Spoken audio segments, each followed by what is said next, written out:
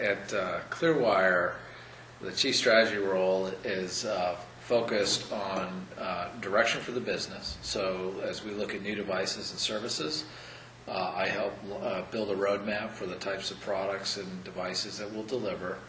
Also spend time sort of building out the overall business model and the market directions, kind of where we need to focus for growth and building out networks in new cities and so forth.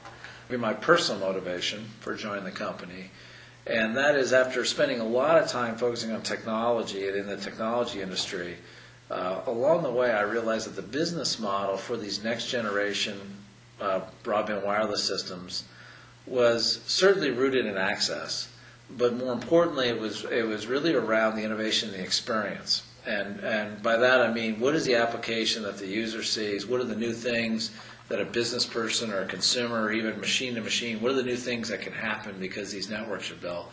And I personally chose Clearwire because I think Clearwire actually spends less time worrying about the technology itself and more time focusing on the business side of the network and the experience that we can go bring to a user. And that's why I actually still get pretty pumped up about where we're going as a company. The fact is, when we were looking in the early days at these wireless systems, the other thing that besides technology debates we were having, and those technology debates seemed to be the things that caught the headlines in the press, but the raging debate that should have been happening is really around spectrum.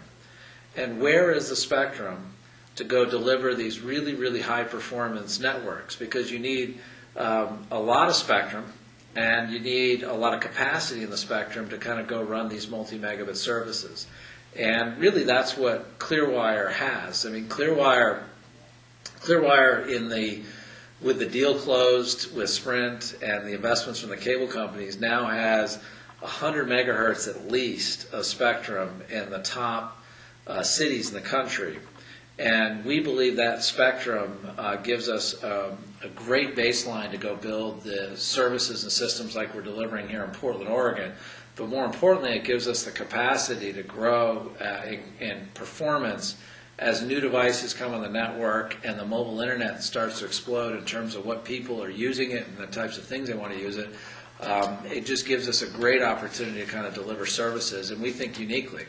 And by uniquely, we don't think that the current 3G operators in the U.S., namely the AT&Ts or the Verizons, really will end up having enough capacity to meet the demands of what a user will want in 5 years. In Portland, the network we have covers the entire city, so think of this as sort of a blanket umbrella of coverage over the metropolitan area. And for those that know the city, on kind of all endpoints, it sort of drops off into rural areas pretty quickly. But we're kind of covering the downtown all the way out to the city edge with the Clearwire network built on WiMAX technology. We are in total, that'll represent over 300 tower sites that we're delivering for the base level of network. And as time goes on, we'll add coverage and we'll add capacity and so forth. But that sort of gives you a picture of kind of what we've ended up deploying initially for the service. Now built around that network, so that's the physical kind of coverage model. The technology we're deploying is WiMAX, mobile WiMAX. For the techno guys, it's a Wave 2 system. It's a fully MIMO based system. And we're deploying that in a 10 megahertz channel. And so what it allows us to do is deliver multi-megabit services to the end user. And we typically, those services are offered between 4 and 6 megabytes to a subscriber. When you look at these cellular systems and you look at delivering rich high-speed data, one of the problems in these systems is actually not the access from a user to the cell tower. It's actually how do you move that internet traffic off of the cell tower onto the backbone of the internet. And at Clearwire, we don't use anything really fancy. If you think of what our towers are, it's really an access point. Looks like a Wi-Fi access point. There's a router sitting there. And then we do something somewhat innovative in that we don't actually rely on the wireline network to a tower. which would be essentially a T1 in most markets, we're actually moving our traffic via wireless backhaul. And we actually float a redundant wireless backhaul link in the air around the city, and we move all our traffic around in the air until we hit an aggregation point, and we move it onto fiber. And what it does for us is actually twofold. It allows us to deliver the cheapest possible service, and then secondly, it allows us to have no bottlenecks in the performance of moving the traffic from a user on a device all the way out to the core of the network. We have no bottlenecks, and so for that they see the rich performance. And then lastly, just sort of looking at the network, it's just a big flat IP network. So when you lay it out, this really isn't a cellular network. It's just a big old internet network with extremely low latency and high capacity, and looks a lot different than, say, a 3G network would be, or an HSPA network, or even YO network would be. It's just much lower latency and much higher speed. Now you're two ways of getting on the network today. One is for customers that don't have laptops with WiMAX built in. They just want a very straightforward internet access. They can come in to our stores or into a Best Buy or some of our dealers and actually buy a physical home modem or a USB modem.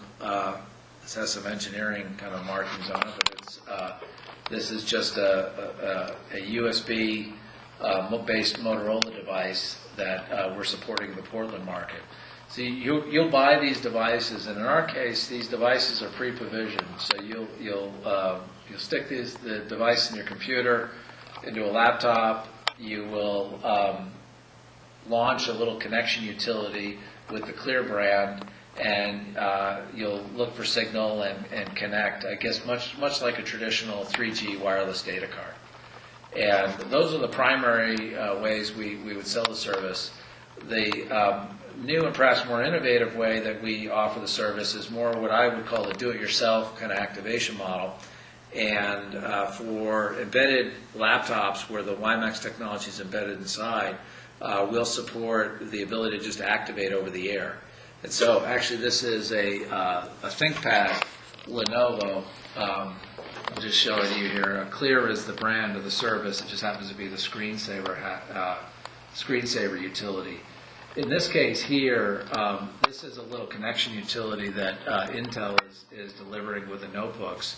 When you launch for the first time this device, it'll go out and look out at the network just like it would Wi-Fi.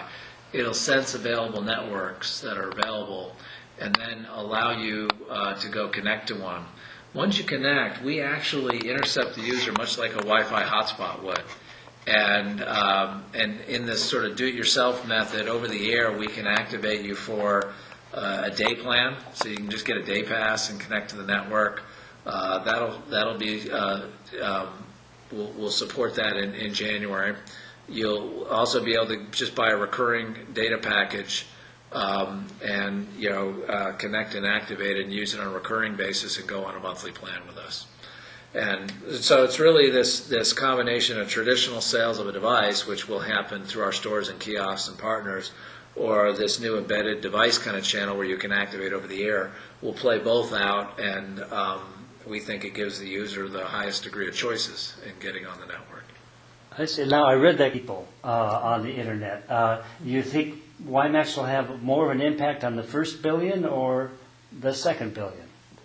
Well, it's funny. I think it's a tale of two worlds. I think WiMAX is going to be a key technology to connect the first billion broadband users to a mobile experience.